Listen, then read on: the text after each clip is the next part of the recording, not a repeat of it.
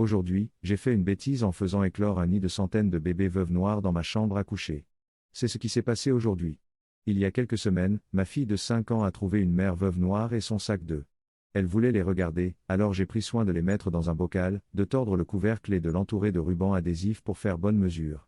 Elle m'a supplié de les laisser éclore pour qu'elle puisse les observer, ce qui semblait être un bon cours de science à domicile, après quoi je prévoyais de les mettre au congélateur pour leur donner une mort quelque peu humaine. Où est le mal, me suis-je dit? Ils sont bien scellés. Eh bien, devinez quoi, ils ne l'étaient pas. Le bocal que j'ai utilisé était en plastique et contenait des jouets.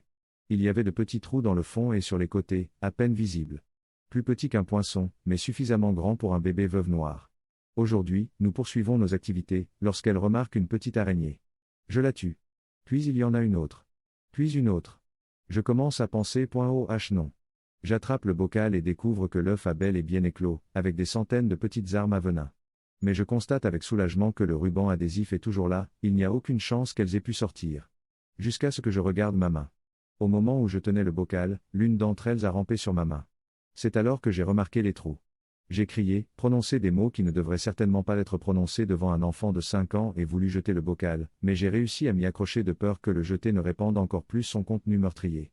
Maintenant, mon enfant joue dehors pendant que je passe furieusement l'aspirateur et que je nettoie et lave toutes les surfaces. Que Dieu ait pitié. Trop long. Je n'ai pas lu. Je pensais montrer à mon enfant un peu de nature en action, mais j'ai fini par avoir de la nature partout dans ma chambre, où la nature signifie des centaines de bébés veuves noires.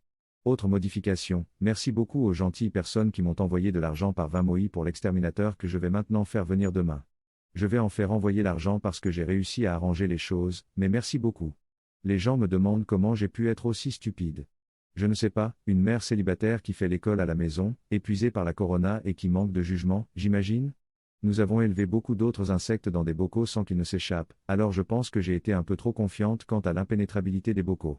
Oui, c'est vrai. Je me suis trompée. Encore plus de modifications, alors que la plupart des gens sont contrariés par le fait que je ne l'ai pas immédiatement tué par le feu et que je l'ai stupidement ramené à l'intérieur, suffisamment de gens sont contrariés par le traitement inhumain que j'ai infligé aux araignées pour que je veuille faire un commentaire à ce sujet. Elles se trouvaient à l'origine sous le porche, pas très loin dans la nature, et étant donné leur dangerosité, j'ai eu l'impression de faire un choix entre les tuer à ce moment-là ou plus tard. Normalement, je n'ai pas la possibilité de laisser tomber ce que je fais dans la journée pour me rendre au milieu de nulle part, loin des autres humains, afin de relâcher des araignées dangereuses. L'option de l'observation, si je l'avais faite correctement, semblait offrir au moins la possibilité de les voir éclore, ce qui a un impact éducatif sur les jeunes enfants, je pense, plus qu'une autre vidéo YouTube. Je ne torture pas les animaux pour le plaisir, je suis végétarienne et je considère que la vie est sacrée. À part les moustiques et les insectes dangereux, je ne tue rien. Je comprends pourquoi les personnes compatissantes ont été bouleversées par cette vidéo.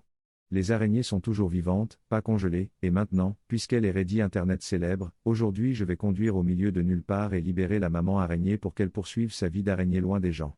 Si quelqu'un veut suggérer un nom pour elle, allez-y, et elle vivra dans l'infamie détestée et aimée.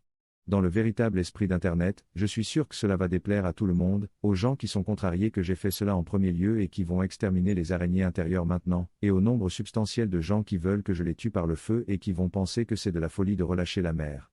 Désolé pour ça. Je posterai une photo de la libération plus tard, si j'en ai l'occasion, et tout le monde pourra dormir avec sa préférence de plus serein moins serein en sachant qu'elle a survécu.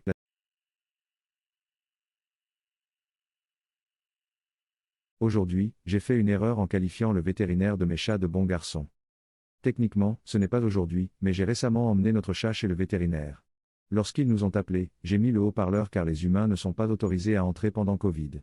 Le vétérinaire était en train de parler des tests qu'il avait effectués et des médicaments qu'il allait envoyer à la maison et je l'ai interrompu avec un good boy. 5 secondes brutales de silence.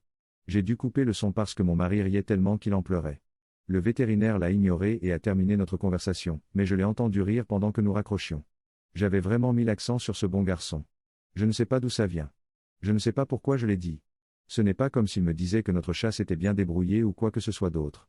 Il était douloureusement évident que j'appelais le vétérinaire good boy bon garçon. Tout le monde le savait. Il le savait. Son technicien vétérinaire le savait. Mon mari n'a cessé de me taquiner. Trop long. Je n'ai pas lu, j'ai par erreur traité mon vétérinaire de bon garçon lorsqu'il m'a donné des nouvelles de mon chat.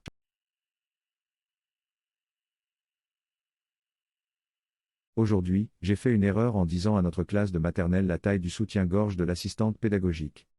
J'enseigne à l'école maternelle avec mon assistante de classe, alias super-héroïne, Didi. J'introduis et j'enseigne lentement les lettres et la leçon d'aujourd'hui était, vous l'avez deviné, la lettre D. Dans le plus pur style de Sesame Street, c'est la lettre D. On dirait qu'elle fait le bruit de la lettre D. Pouvez-vous penser à quelque chose qui commence par la lettre D? Oh, j'en vois un. Notre propre Didi. Fait 2 fois le son D.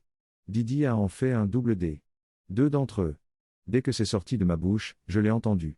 Les enfants ne le savent pas, mais Didi m'a jeté le même regard que celui que j'ai eu quand un élève a apporté une plante de saule à chatte de son jardin pour la montrer et la raconter. Beaucoup d'enfants sont rentrés chez eux ce jour-là en parlant de chatte. Le lendemain matin, à la sortie de l'école, un parent m'a dit que son fils lui avait dit que son professeur lui avait appris que son autre professeur avait un double D. 2. La mère s'est dit qu'il ou elle avait raté quelque chose. Je ne me suis pas fâché, je l'ai mise au courant et nous en avons ri. Il faut faire attention à ce que l'on dit aux enfants de 4 ans. C'est exactement la raison pour laquelle je dis aux parents, je croirai la moitié de ce que vos enfants me disent de vous, si vous croyez la moitié de ce que vos enfants vous disent de moi. Trop long. N'a pas lu. Nous apprenions la lettre D dans ma classe de maternelle et j'ai utilisé le nom de notre assistante pédagogique, Didi, comme exemple. J'ai dit à la classe, Didi a un double D. Un enfant est rentré chez lui et l'a dit à sa mère.